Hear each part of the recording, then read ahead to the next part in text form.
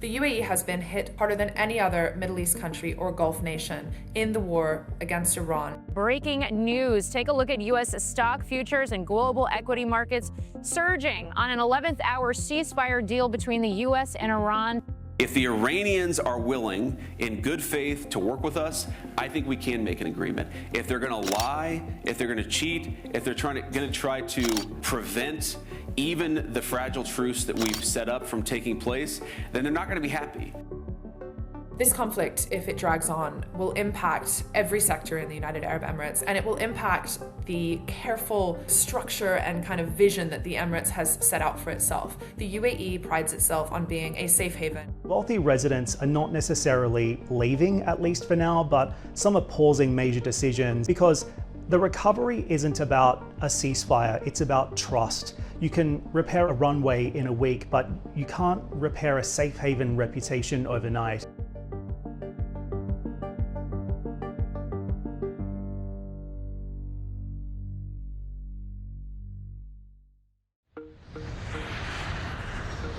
The impact on air travel is where we've seen some of the worst of the economic impact here. There are real global repercussions when the world's busiest airport effectively comes to a standstill. Dozens of international airlines have suspended Gulf flights. Dubai International was struck by debris in the early days of the conflict and temporarily had to reduce capacity. Fuel costs have also surged, and war risk insurance premiums for some of these Gulf routes have also risen sharply. So the longer the conflict continues, the more structural damage it does to Dubai's positioning as the world's preferred transit hub.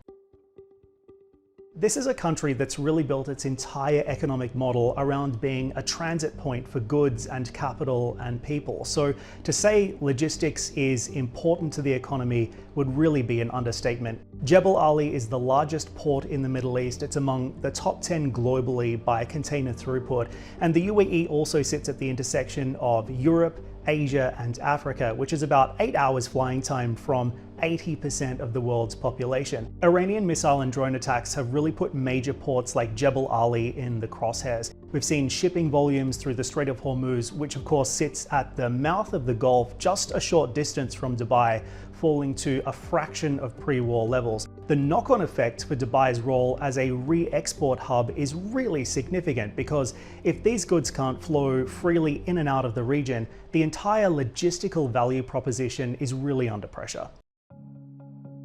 The UAE is one of the largest oil producers in the world, and it's also a key member of the OPEC Plus group. It has a production capacity of around 4 million barrels per day, and ADNOC, or the Abu Dhabi National Oil Company, is one of the world's most profitable energy companies. The UAE energy sector has been hit really hard. The Iranian attacks have specifically targeted critical energy infrastructure. Oil price, of course, is impacted. It's not something we see often here, but I did see lines at gas stations this week because oil prices were announced and fuel prices here in the Emirates went up 30%. The timeline to return to pre-war levels is the biggest question facing leaders here. For oil and gas infrastructure, for example, the recovery timeline is often measured in years and months rather than weeks, depending on the extent of the physical damage.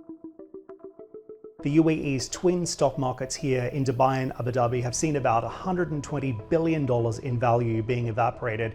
The Dubai financial market plunged about 16% in the first month of the war, and the Dubai International Financial Center itself briefly turned into a ghost town as well. It's been interesting in Dubai, being here throughout the war. There is a lot of worry, of course, but we're still seeing people out. People are going to lunches. There's people in the street. There's people at malls.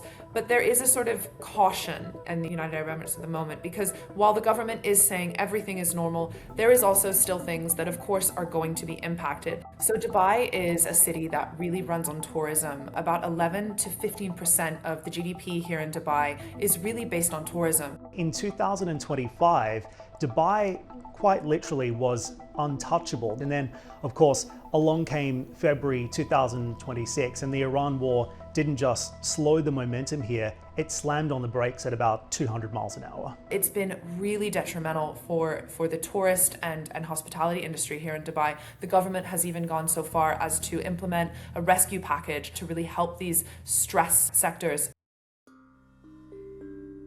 The Emirates have said a ceasefire is not enough. What we need from Iran are security guarantees. I do expect a rethinking of Gulf foreign relations, but not only vis-a-vis Iran, vis-a-vis the United States as well. I mean, there is a serious questioning as to the extent to which the U.S. security umbrella is a net asset or net liability for the Gulf states at this stage.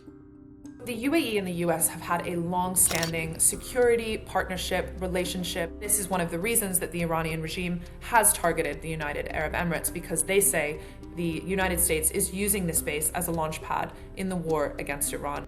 The U.A.E. is always ready for any situation of any challenge that we've seen, and we stand up to these kind of challenges as well with bold actions. This conflict between the United States, Israel, and Iran is likely to really cement the security relationship between the United States and the United Arab Emirates. The United States and the United Arab Emirates are lockstep in their goals in this war, one of which is making sure that Iran does not have the ability to attack America's allies in the Gulf, namely the United Arab Emirates, for years to come.